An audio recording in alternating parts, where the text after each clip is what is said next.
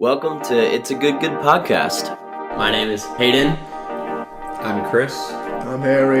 And we're just a bunch of guys having talks about theology, the Bible, and God. And basically our whole goal is just to be accessible to anyone, that you don't need a theology seminary degree to be able to talk about God. We want to make it easy and simple. I definitely don't have any of those degrees. Yeah. That's so true, though. I mean, you just have to be interested in it. All the information's out there. All right. So this is It's a Good podcast, and how true it is. It's good. So we've kind of been talking about who Jesus is, and we're somewhat going to deviate from that topic today. The last few weeks we've been prancing through the letters of Paul and his writings that talk about Jesus and who Paul thinks Jesus is. But today we have a guest topic, which is basically from you, Harry. So why don't do you want to talk about that? Well, I think to all the people who are like really digging the Pauline epistles in that series, sorry, we'll come back to that. But something I've been thinking about lately is getting proof of God, right? Like I've mentioned that on this podcast a number of times before.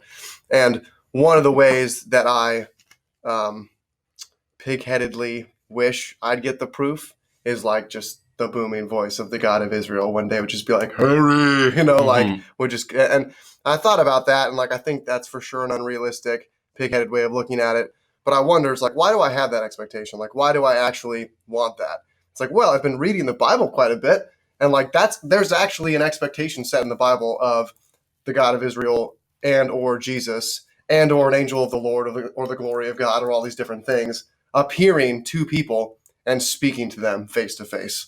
Or appearing to them in visions, etc. And so what I wanted to go through today, and this might not be from me as like studious as maybe I could be. I just want to talk about the examples in the Bible where God or Jesus or whatever appears to somebody, whether it's in a vision or in the flesh or as a voice or as a burning bush, and explore that. Because I don't think I'm the only one who's like, oh, God doesn't exist because he's never shown himself to me or whatever. So the theophanies, Hayden said, that's what they're called. That's what I'd like to talk about. Yeah, so there is a fancy theological word for what it means when God reveals himself in one way or another, and that word is theophany. It's like an epiphany. Yes, but it's a theophany. You need the Italian hand for that. Theophany. It is a theophany. So, yes, today we'll be exploring theophanies, or the appearances of God to man in Scripture. So, basically the whole thing has experiences of that. Are there ones that you want to begin talking about? Well, I did something very out of character this morning, and I, for like nearly 2 hours, went through that exact same Bible right there and tried to find all of the places where it was like, the Lord said, the Lord appeared, the angel of the Lord appeared, so-and-so had a vision of the Lord, and I tried to write them all down. And there's actually a lot of them, especially a lot of them in the Torah, the Pentateuch, specifically. So like where should we begin? We should probably begin in Genesis. I think that'd be like a good place to start. In the garden. Where God is like a person kind of bro with Adam and Eve, and then has, as the story goes on, conversations with the descendants of Adam and Eve. Yeah. So one thing to be clear on, the actual definition of theophany is a visible manifestation to humankind of God or God. So God. I specified the difference between sometimes it's a physical manifestation like he appeared and looked face to face. Sometimes he appears as a pillar of fire, a pillar of cloud, a bush that's burning but doesn't get taken up in the fire. Sometimes it's just him speaking to certain people, like to Moses or Samuel, like it's just a disembodied voice. And then other times it's like the glory of the Lord or an angel of the Lord, or the anger of the Lord that people are experiencing as sometimes a voice, sometimes a hurricane or a fire or something like that that's destructive. Yeah. So I actually went a little broader than that. Yeah, totally. So, well, I mean, I think all of them fall under the category of like God directly interacting with mankind. And so that's maybe more what we're talking about. Theophany would be one part of that in which he is a visible manifestation. Well, let's talk about that first then. Okay. And that'll simplify my list quite a bit. So really what we're getting at though here is like, we see this in the Bible. Like, why doesn't it continue? For sure. Post scripture? That frustrates me. Okay. And there are places in the Bible, maybe Judges or Kings, sure, where they're like, and there was a long period of time where the voice of the Lord was not heard or whatever. Yeah. So we may just be in one of those times. Right. Like if you look at the history of the earth and then you look at the history of humanity scientifically, we're just like this tiny little blip of time in the entire continuum of space and time. Yeah. So like maybe we're just in one of those time periods where like the voice of the Lord in America is not super well heard, or maybe we're like so deafened to it that like we're not listening in the right way. Yeah, but still very frustrating to me. I mean, we should definitely talk about the different parts of where it appears in the Bible. But I just, when I see the Old Testament and the New Testament, you have one specific people group that are writing down every time God speaks to them. Yes. And then you have, eventually it explodes. Now like Christianity is all over the world. And so you could have these moments that are happening in Christianity, but just not having it everybody. Well, like that immediately makes me think of like some dude that was on another podcast hosted by Hayden's church. That, I mean, like he's from Iraq, and he like gave a very detailed explanation of he got like mutilated by a car bomb. He was in the hospital and he had a vision of Jesus who came into the hospital, touched his leg, healed him, said, "Follow me," not, whatever else you're following. Yeah. So like, once again, maybe that is happening today and we're just not listening to it in the right way.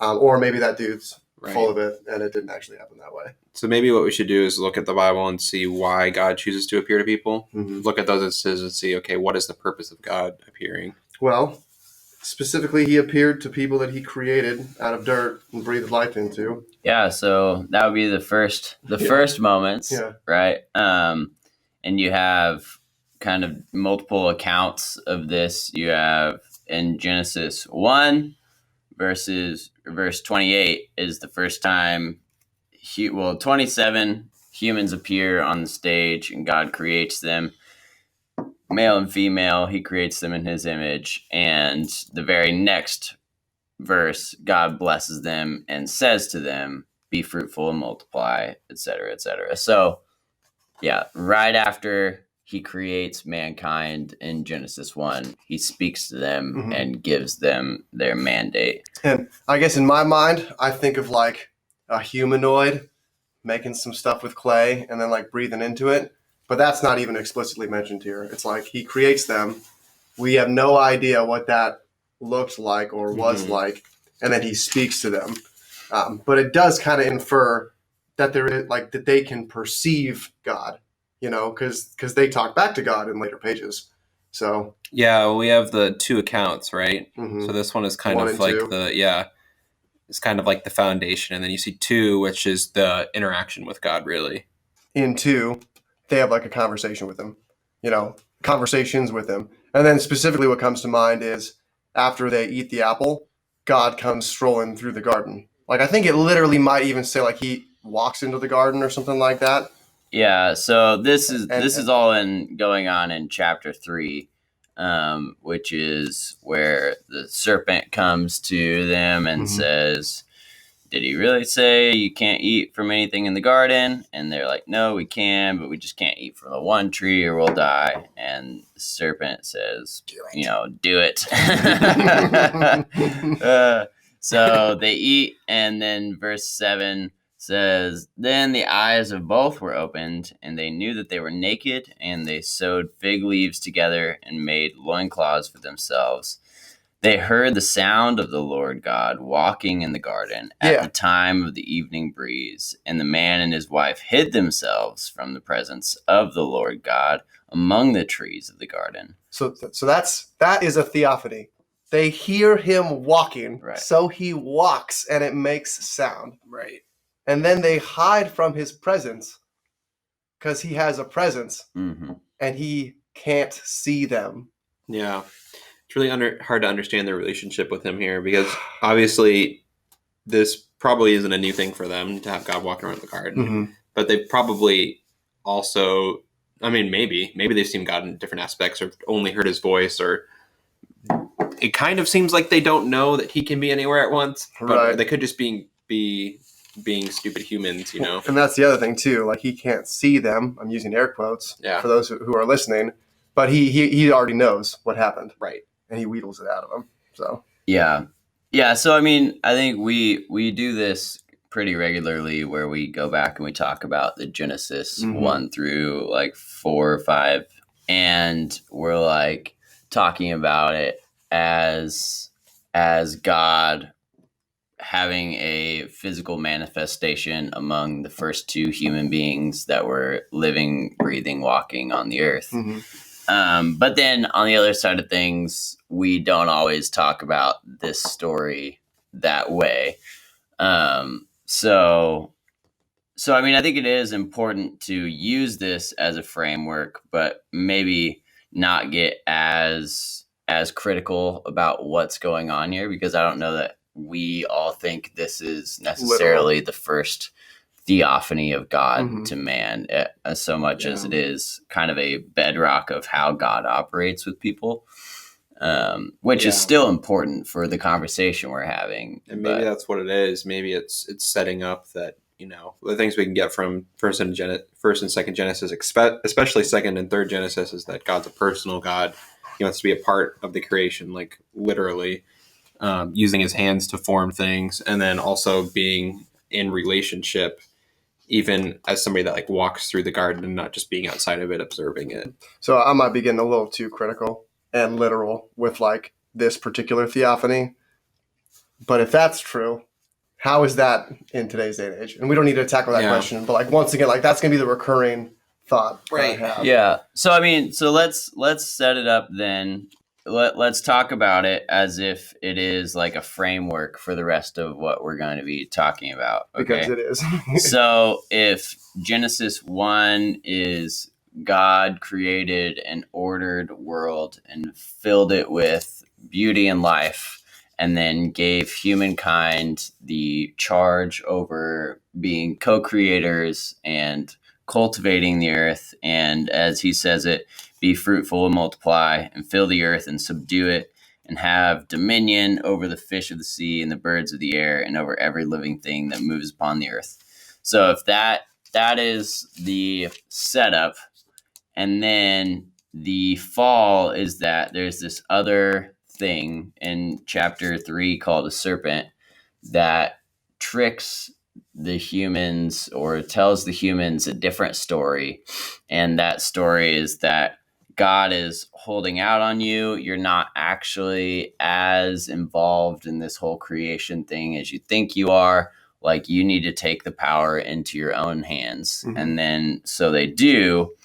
And then at that moment, God, like they hide from God when they hear even just like a small amount of his presence. Like even when his presence is just hinted at that point, once they do start taking power into their own hands, they begin to flee at even the first hint of God. Yeah. And you know, I think the more we talk about Genesis, I think that this probably isn't a good example for us because what better time for God to appear than at creation and sin? Right. Like, Right. if we're going to ever justify God appearing and like saying we should look at our own lives in kind of this context, like nothing this big has happened except for Jesus since then. Like this is like huge. So of course God would be there. Like if he's going to be anywhere, it should be there. Yeah. But I get where you're going, and then we should go on.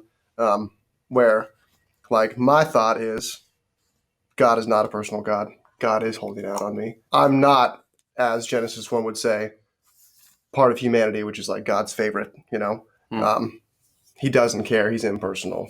That would be, as Genesis 1 and 2 and 3 and 4 would describe, the serpent telling me that.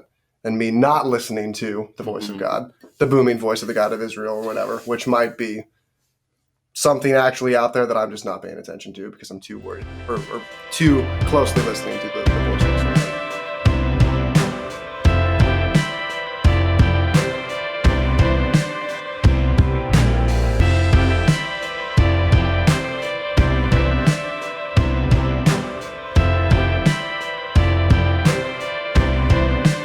Yeah, so that story ends with obviously there being consequences for the people taking things into their own hands, but also God providing for them and providing a way out, and that's the rest of that conversation. So yeah, I don't know that we necessarily want to spend any more time on that, except to say that I think that's a story that we all can relate to and maybe use as a framework for what we're talking about in the rest of this conversation. Well, let me call out some other ones, and you guys can go stop whenever we get to a good one. Okay, well, I think working backward from this, if I was going to look at the Bible and say, how can I expect God to interact with me? I would find the most normal, uninteresting person in the Bible that God interacts with and go, that's how I could expect God to interact with me. Because I'm not Paul. I'm not Peter, like these people that actually interacted with Jesus. I'm definitely not Adam. I'm not Cain or Abel. Like, I'm not Moses. I'm not a prophet. Like, what the Bible shows me is that God interacts with people that he uses to change nations and, like, preserve his people. But what does he do with just, like, regular people? That's a good question. And I think regular people, what I'm hearing is, like, not a superstar. Yeah, well, I mean, maybe one of us will be, maybe like there are other people in our lives that will be, but I mean, I'm just thinking like, if we're gonna look at like a worst case scenario, like somebody that just follows God faithfully, but has questions, but doesn't like change nations, and those aren't really the people that are recorded in the Bible, right? Yeah, I was gonna say all of these, like even if they turn out being, even if they start out being like normal or even lame people, they end up through the voice of God throwing down. Yeah, like Gideon might be a good one. That's literally what I was going to say. But like, then he, with only 300 men and the blast of trumpets, with God's power, murders the Midianites. But I think his perspective is something more people can relate to. Okay, let's go there. Let's go to Gideon. So Gideon is in Judges chapter 6. I was literally reading this 3 days ago. Awesome. Gideon is threshing wheat. He's hiding from the Midianites, whatever, who have overtaken the Israelites. God has literally given the Israelites into the hands of the Midianites because just a couple of chapters previously, they were kind of screwing everything up in a lot of different ways that we don't need to go into. And Gideon's doing this super mundane, routine threshing of wheat in a hiding spot because he doesn't want to be seen by the Midianites. And the angel of the Lord, I believe, appears to him. Correct me on that. So this would be chapter 6. We'll start in verse 7. When the Israelites cried out to the Lord on the account of the Midianites, the Lord sent a prophet to the Israelites and said to them, Thus says the Lord, the God of Israel, I led you up from Egypt and brought you out of the house of slavery. And I delivered you from the hand of the Egyptians and from the hand of all who oppressed you, and drove you out before them, and gave you their land. And I said to you, I am the Lord your God, and you shall not pay reverence to the gods of the Amorites, and those whose land you live, but you have not given heed to my voice. Now the angel of the Lord came and sat under the oak at Ophrah. It's not Oprah. Ophrah. Yeah. I want to say Oprah Winfrey. Oprah every time. Yeah. Now the angel of the Lord Orpah, came and sat under an oak for you, and an oak for you, and an oak for you, and which belonged to Joash, as his son Gideon was beating out wheat in the winepress to hide it from the Midianites. Classic. So the angel of the Lord. The angel of the Lord. That is Malak, which is messenger, which a lot of times we used for angel interchangeably, but probably, I mean, somebody speaking for God is probably the best way to say it. It doesn't even have to be like a heavenly being. We can go into this too, But this is not the first time that an angel of the Lord appears. Mm-hmm. The first one that comes to mind is Hagar. She speaks to an angel of the Lord, but then she says, I just interacted with God. Mm-hmm. There are other times where somebody interacts with the angel of the Lord, and then like literally the next sentence is, then the Lord or then God so did that's something. this one. It happens right there. So we'll keep reading, starting in verse 12. The angel of the Lord appeared to him and said, the Lord is with you, you mighty warrior. Gideon answered him, but sir, if the Lord is with us, then why has all this happened to us? And where are all his wonderful deeds that our ancestors recounted to us, saying, did not the Lord bring us up from Egypt? But now the Lord has cast us off and given us into the hands of Midian. Then the Lord turned to him and said, go in this might of yours and deliver Israel from the hand of Midian. I hereby commission you. And then they go on. Well, and so they go on, and Gideon, like Harry, is like, give me a magic trick real quick. If you are the Lord. Is this the fleece? No, this Not is yet. way weirder. This is where he's like, I need some proof. And the Lord's like, go make some stew. Go make some unleavened bread. As you would. Put it on this rock. He pours the stew over it. And then the angel of the Lord or the Lord takes his staff, which apparently he's holding, touches it to the soggy bread. It bursts into flames, and he and the bread disappears. So, like, bizarre, but like a miracle, a magic trick nonetheless. And then Gideon is like somewhat emboldened and then goes and changes the shrines and all that stuff. But then later he still asks for more magic tricks, you know. So this whole time, it's the angel of God and the Lord being used very interchangeably. Sometimes they're saying the angel, and then like there's 4 times at least that I can see just looking that it is referred to as just the Lord. And this is for sure a theophany. Yes. This is a somewhat humanoid, because also, like, in Gideon's response, and like, once again, how literal are we supposed to get? But in Gideon's response, this person's like, the Lord is with you. And he's like, bah. Like, maybe he's not even looking at him, but obviously he's not taken aback by a voice near him. So, like, we got to assume that, like, maybe it's humanoid. And then, like, it explains that he's holding a staff, and then he touches the unleavened bread that's been, that's had the stew poured over it with the staff. So, like, is this a person? Is this a personified angel of the Lord / the Lord? Like, I think it is. Then what the heck? I don't know. Like, I mean, but again, like, Gideon might be a normal dude and like kind of a coward, but again, it's like for a big purpose. Yeah. But it is very frustrating to have this book that you're supposed to base your life around and see God interact with people in a certain way and then not have that happen to you. That happened, especially when it's not a superhero.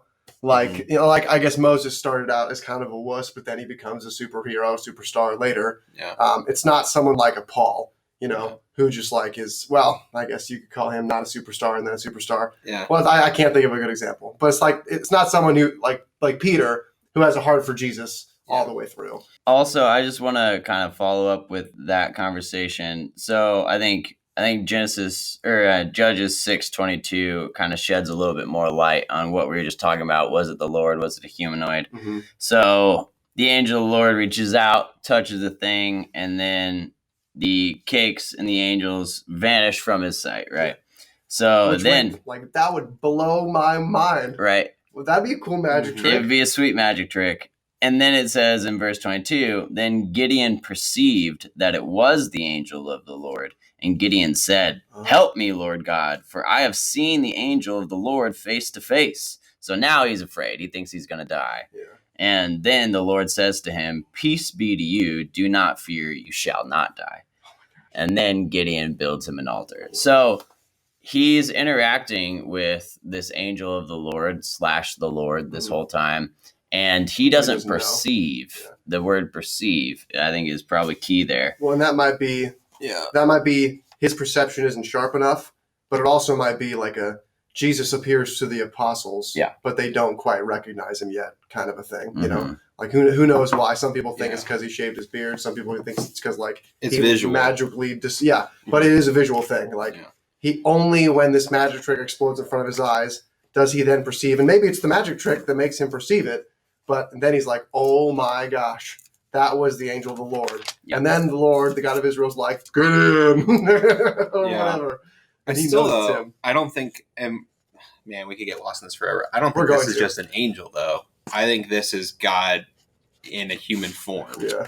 Because it's very different than how it describes his other messengers. A lot of my hyperlinks were like, this could be Jesus. You know, Right. like, you know how like some people think that, you know, the Holy Spirit hovering over the waters is Jesus in Genesis 1. Some people think that Melchizedek might actually be Jesus. Oh, yeah. Some people think that the angel of the Lord might actually be the personified Jesus, and like people just see him and don't quite know. And then, or at least like something God's able to do that paves the way for something like Jesus to come. Mm-hmm. Like for people to understand what's going on. Yeah, Jesus is obviously an example of him being like, I'm this all-powerful being. Let me just like duplicate myself in human form. The angel of the Lord seems to be, from the evidence of the text, a similar kind of thing. Yeah, it's weird. Whatever it is, it's super weird. Yeah. But I would agree with you that this is God appearing in some form to somebody. Yeah, so I mean, I think that's what I was going to say. Let's talk about what we do know about what is happening here and what the text gives us to say. That this is a messenger of the Lord appearing to a person and also being referred to with the same deity as Yahweh, the God of Israel. Mm-hmm. And so I think we probably just have to kind of stop it at that point to say there is a spot, and there are many of them, but where God appears really, and or at least uses a messenger, uses some medium to communicate to mankind. And in this case, it seems to be happening through like a humanoid messenger. I do want to go back to Gideon and the magic tricks. And I think we're going to be talking for like 2 hours about this, and you're just going to have to like edit out like a bunch of stuff. So like we can make it 2 episodes if we need to. That's on you. Can we call him an illusionist? Illusionist. Just like the movie. Which is a dope movie. But yes, go to where you're going. I see where you're at. I don't know if I necessarily want to go here yet, but I think John 1 gives us a lot of verbiage to talk about what we're talking about now. Mm-hmm. So yeah, this probably might just be like a really long and dry episode, but that's all right.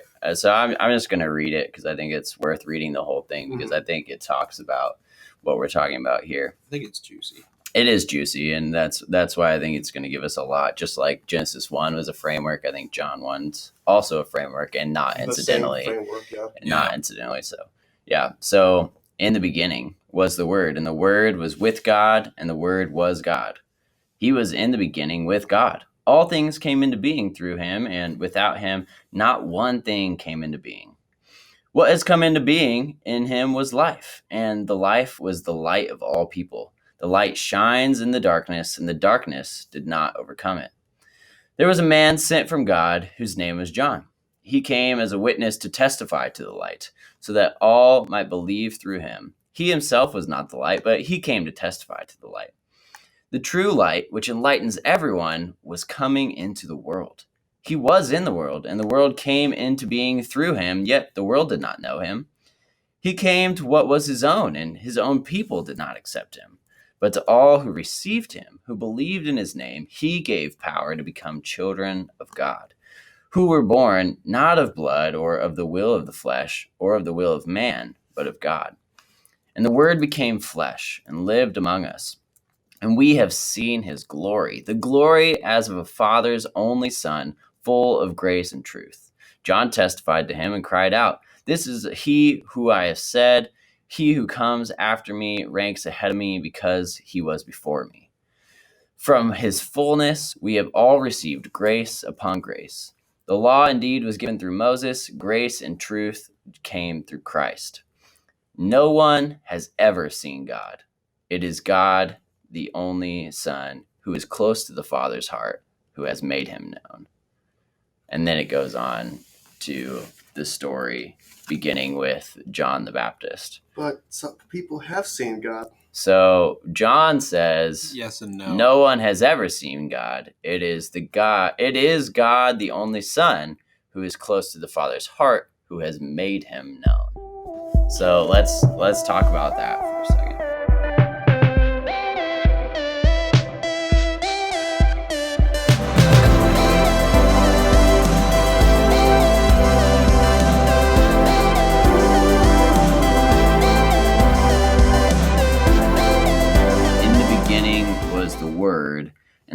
was with God, and the Word was God.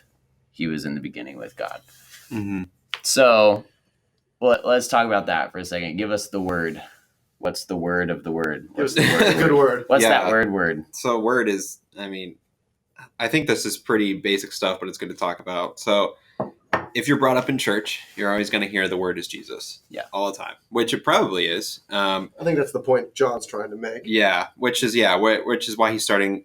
John is really smart because he's starting with creation story, which is excellent to start a gospel with. He's just a smart dude. But yeah, word means logos, and really all it literally means is the word. But as we know, like being of the Hebrew tradition, like word, spoken word, like things that are spoken, like that is your tradition, like how things are handed down. So it's a lot more than just what he's saying too. It is Jesus. It is the spoken word, but he also goes back to, he's tying in Genesis, which you see God speak. So right now, I think the thing that I'm taking away from this for the sake of our conversation, though, is that John is painting the word as this thing that is God and is also somehow distinct from God and also is a revealer of God to creation and to humanity. I think like those are kind of the main themes of what he's saying here. And so we have someone that is God, is distinct from God, and also reveals to God, which is also the same context that the Gideon story was saying in its own way. There's this thing that is God that is distinct from God, but is also revealing God in some sort of way to Gideon.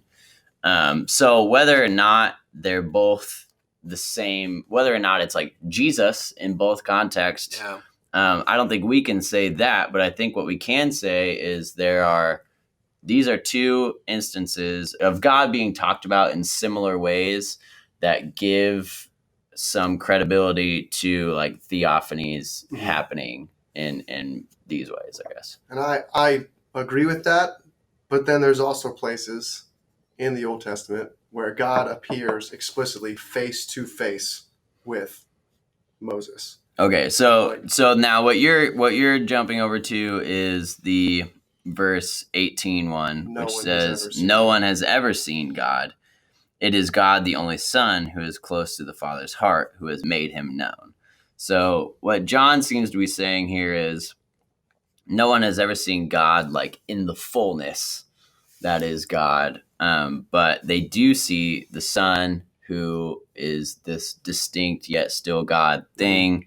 But he got Jesus, or the Son makes God's fullness known, but not necessarily you see him. So the ones that they saw in the Old Testament was like God, diet God. Like we couldn't handle. Yeah, well, even Moses can't fully see God. Well, like that's not explicit though. Okay, I mean, he sees Exodus 33. Exodus 33. The Lord speaks to Moses face to face as one speaks to a friend. That sounds personal and exactly like seeing God to me. It's verse 11 is the quote that you're pulling out. I'll start in verse 7 of Exodus 33 just to give us some context. Now, Moses used to take the tent and pitch it outside of the camp, far off from the camp. He called it the tent of meeting, and everyone who sought the Lord would go out to the tent of meeting, which was outside of the camp. Whenever Moses went out to the tent, all the people would rise and stand, each of them at the entrance of their tents, and watch Moses until he had gone into the tent. When Moses entered the tent, the pillar of cloud would descend and stand at the entrance of that tent, and the Lord would speak with Moses. When all the people saw the pillar of the cloud at the entrance of the tent, all the people would rise and bow down, all of them at the entrance of their tent. Thus the Lord used to speak to Moses face to face as one speaks to a friend.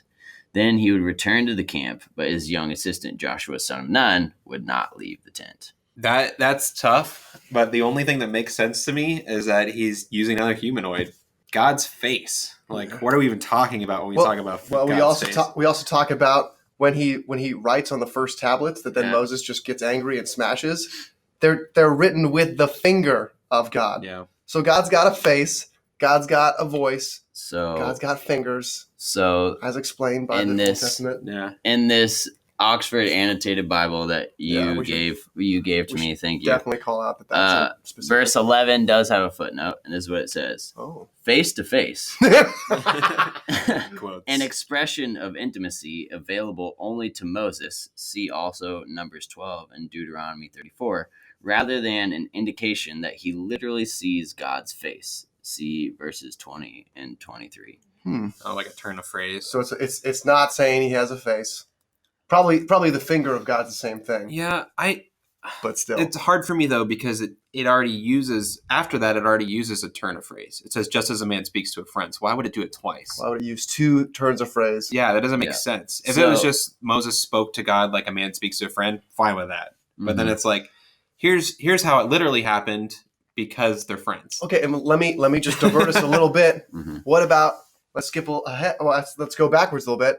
What about when Jacob wrestles with? In this, it says a man, but the footnote says God. Yeah, I think that's humanoid messenger. I think that's just like Gideon. Okay, and so I feel like we're splitting hairs because we've got the Old Testament, which Yeah. like none of us believe is like absolutely historical. You know, there's some shades in there. We're not going to take it literally though. But then we've got Jesus, who was a historical figure who lived and died.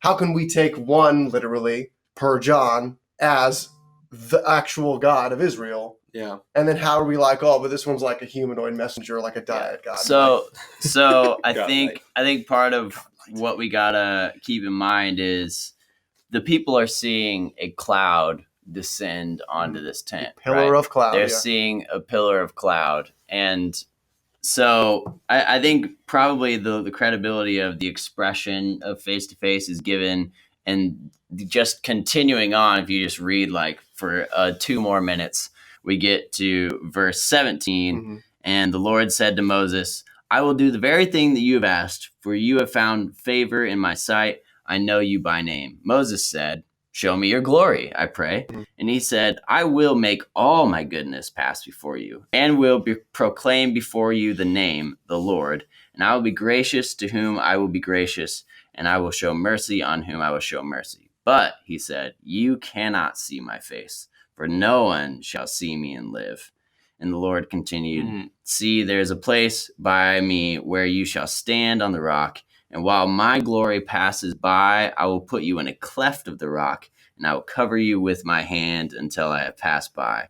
Mhm. Then I will take away my hand, and you shall see my back, but my face shall not be seen. If they're talking face to face, literally as one speaks with a friend over here, and that's the fullness of God's glory over here, Mhm. it would make no sense for this next story to be like, yeah, you for sure can't see all my glory in my face, or you're gonna be dead. But Yeah. you can see my back, which infers that he's a humanoid and has a face, but you just can't look at it because of whatever. I would say there's probably something literally going on here that we don't quite understand as Americans. Just that Obviously. like that there's power in the face of God. Like to see somebody's Mhm. face in this ancient tradition is, I'm sure there's a lot. It almost it's like knowing somebody's name. It gives you power over them, which is it's probably, if I had to guess, I'd say that's part of why we can't see God's face. Like to see his full face would be to kind of understand him, which we'll just never be able. Well, here we won't be able to do. So instead of maybe me getting ticked off about like, is he a humanoid? Can I see his face? Does he have fingers? Can we just go straight to like the why? You know, like because he does appear to people. Yeah. Like regardless of what he looks like, if he's the angel of the Lord, if he's the Lord, if he's a voice, or if he's a burning bush, or if he's a pillar of fire, or if he's a pillar of cloud, he does appear to people, and he does speak to them. He actually speaks to like a lot of people. Mm-hmm. From the Old to the New Testament. When Jesus is baptized, there's a dove or whatever that floats out of the clouds, and then a disembodied voice comes from the heavens and says, this is my son with whom I am well pleased. Yeah. Right. Like, why doesn't that happen anymore? Shout out to Canyon Coffee Roasters for fueling every one of our conversations. If you are only listening, you don't see it, but we are drinking a cup of Canyon every time we talk together. Thanks to John Jones Project and Clink, who are making the music that you hear in the background. Thank you for making awesome stuff that we get to share with the people that are listening to our podcast. And thank you guys for tuning in. And always feel free to let us know if you have questions or things you want to talk about, or if you want to be on the show. We'd love to have you as well.